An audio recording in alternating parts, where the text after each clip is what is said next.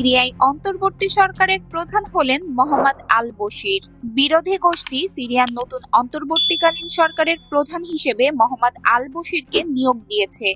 আল বশির, যিনি ইদলিব ভিত্তিক Syrian salvation সরকারের প্রধান, 2024 সালের জানুয়ারিতে প্রধানমন্ত্রী হিসেবে নির্বাচিত হন। তার শাসনকালে ই-গভর্নেন্সের প্রসার, রিয়েল এস্টেট ফ্রি হ্রাস এবং পরিকল্পনা সংক্রান্ত নিয়ম শিথিল করা হয়।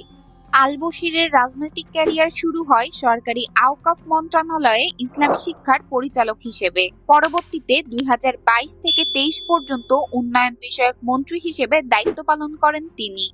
গত নভেম্বরে উত্তর-পশ্চিম সিরিয়ায় সালভেশন গভর্নমেন্টের আক্রমণে গুরুত্বপূর্ণ ভূমিকা রাখেন, যা আলেপ্পোর দখলে সহায়ক ছিল। এদিকে সাবেক প্রধানমন্ত্রী মোহাম্মদ গাজী আল-জালালি বিরোধী গোষ্ঠীর কাছে ক্ষমতা হস্তান্তর করতে রাজি হয়েছেন।